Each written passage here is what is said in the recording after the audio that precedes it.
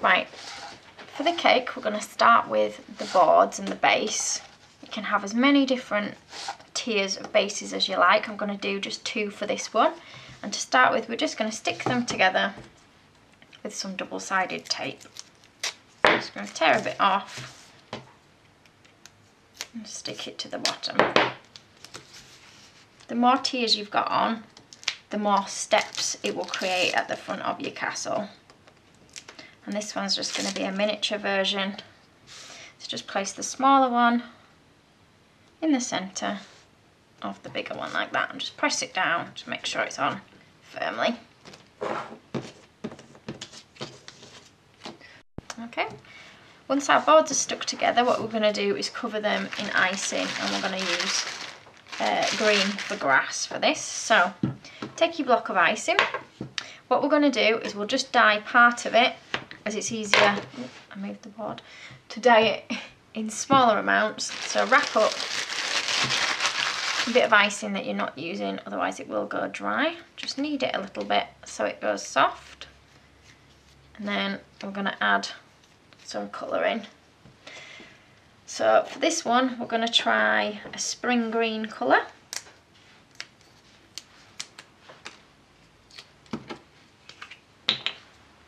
And we're just going to add a bit of colour with the cocktail stick like that. Just kneading it in, not putting too much colour in at first so that we can see what colour it turns out. It might be that we add some yellows and oranges to alter the colour of the green slightly.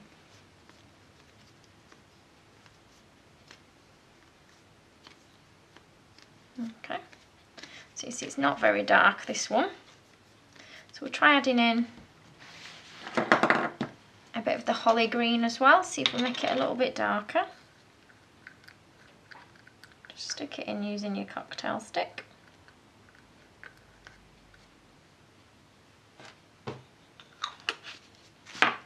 Mix that in again.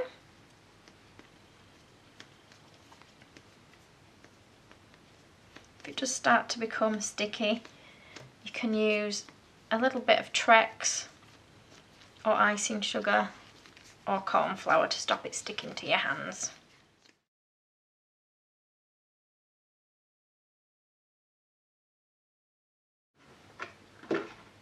I'm going to dye it slightly darker than I want it, because I'm going to add this icing to the rest of my block of icing, which will make it lighter again a little bit.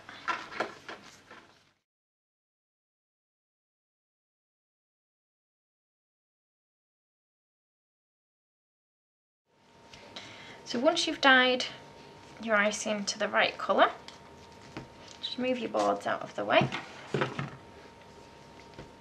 What we're going to do is flour our work surface.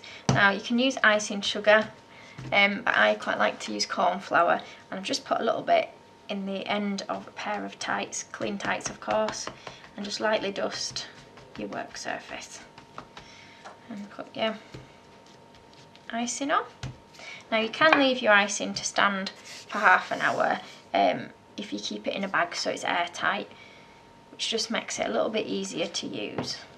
And if you just turn it as you roll in it so that it doesn't stick to the board, keep turning it round as you roll in, and this board's moving all over the place. Right, okay, I've now put a tablecloth under my board so it doesn't move about as much. So we're going to keep rolling and keep turning so that it's not sticking to the board.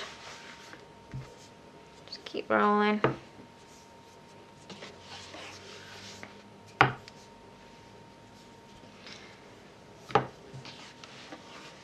Mine's sticking to the board a little bit, so we'll just use a little bit more corn flour to stop it sticking and try and roll out my fingerprints.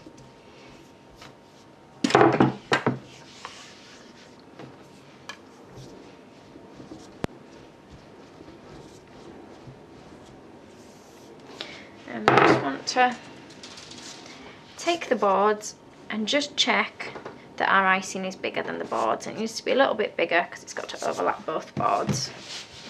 So I'm just going to roll it a little bit further that way.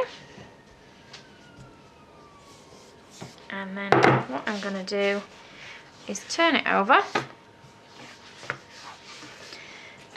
and using a pastry brush I'm just going to brush a little bit of water onto the back of the icing so that it will stick to the boards.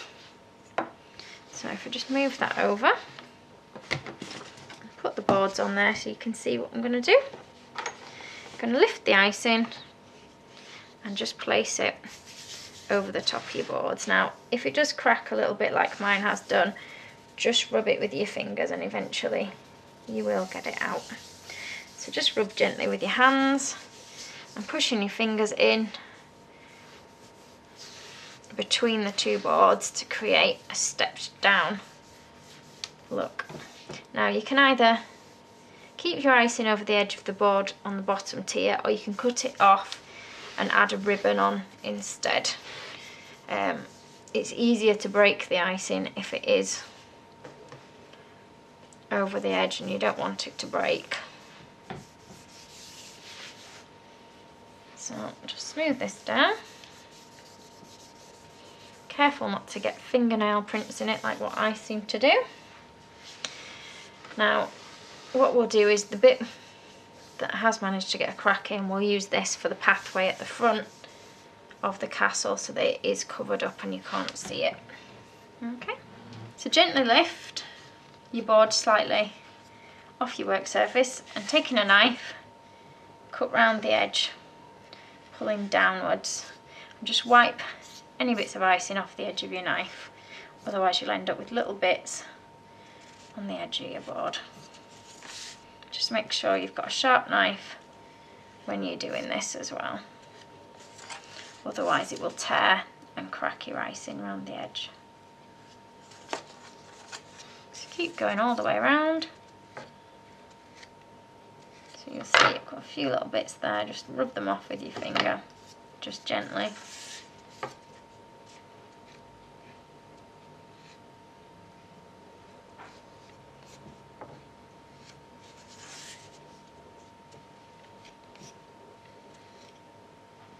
Okay, just neaten off the edge by smoothing it just gently with your finger. Okay.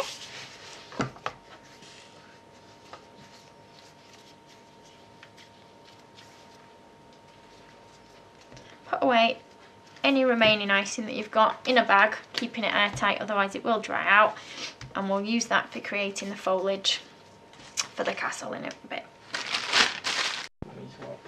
Okay, so what we're going to do next is we're going to put a little pathway that leads to the castle door.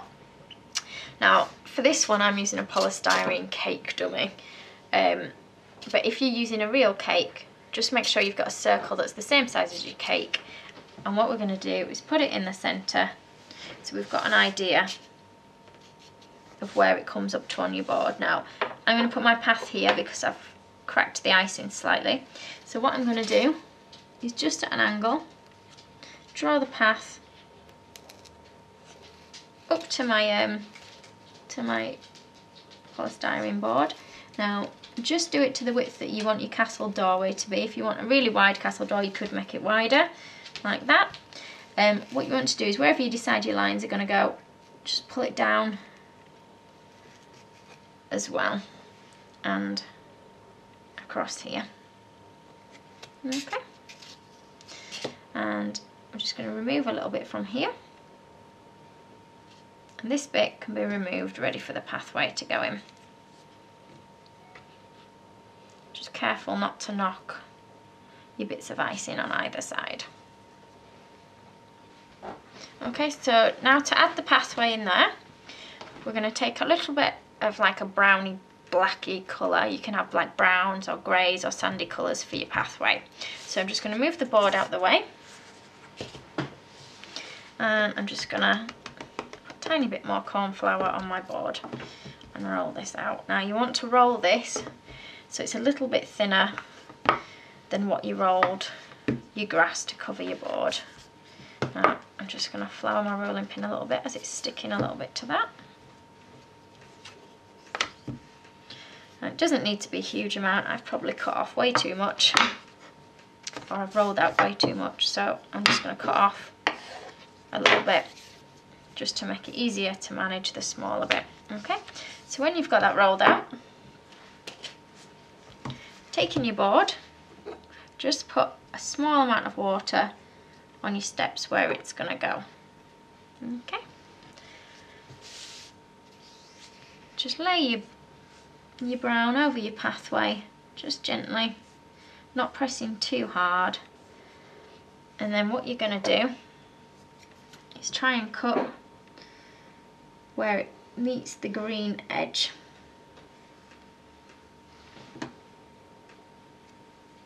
Now, if it doesn't match perfect, it won't matter too much, as we're going to be able to move it around a little bit. So you see mine's just a little bit too short, so we're just going to push it over till it meets. And if you end up with any tiny little dints on this, but don't worry too much, because we're going to put little stones and pebbles over the top. And just trim the edge so that you've not got icing hanging over. Like that.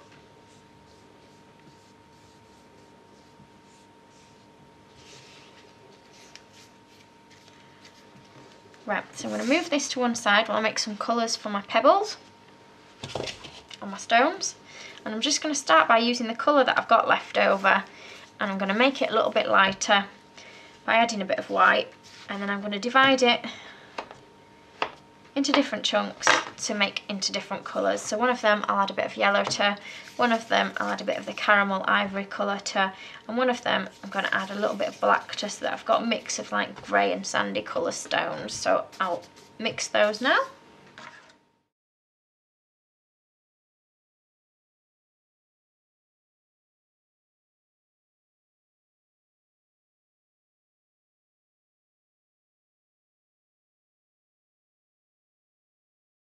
Okay, so we've now created 4 different shades of like browns and browny greys to use for our path.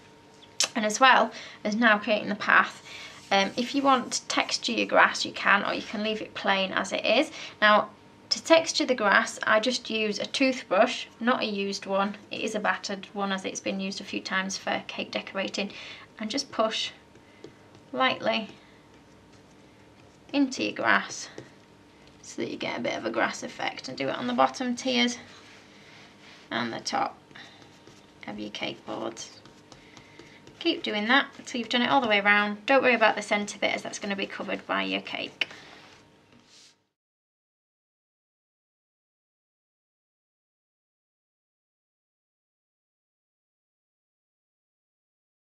So once the grass is done, we're going to work on our little pathway, and literally you're just going to take a tiny pinch of a colour, roll it into a little ball, and again it's up to you what size paving stones you want. I'm going to keep mine quite small. Just squash them down a little bit so that they become like oval shapes, and just press them a little bit into your path. And make sure that each time you do one, it's a slightly different size. Now you can buy impression mats if you prefer. Just lie these next to each other, leaving slight gaps so that you can see the brown from underneath. Just going to take small amounts and push these in. Oh, if it doesn't stick, like that one's not doing, just put a tiny little dab of water whereabouts you want it to go, and stick your little pebble or pathway stone in.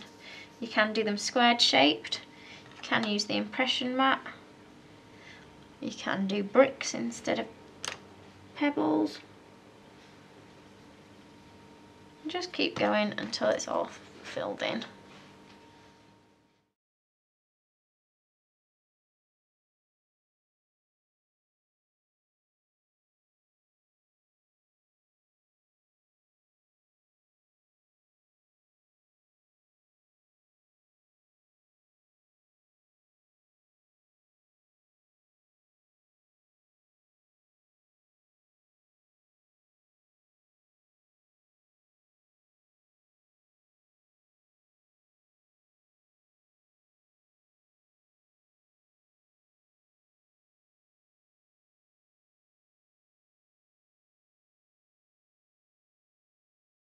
Okay, so once you've got your pathway added, what we want to do is put a ribbon around the edge of our board. So take in whatever colour ribbon you like best.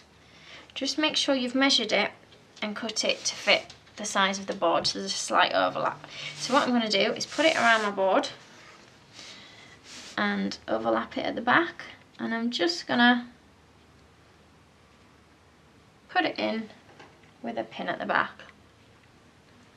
Just pin through so it goes through both of them, holding your board at the other side, careful not to knock any of the icing on the top.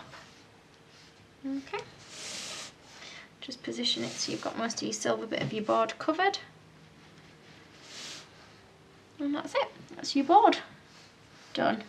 Now if you prefer, you can do your board in advance of your cake to give it a little bit of time to set so that you're not knocking it and dinting it while you're making your cake.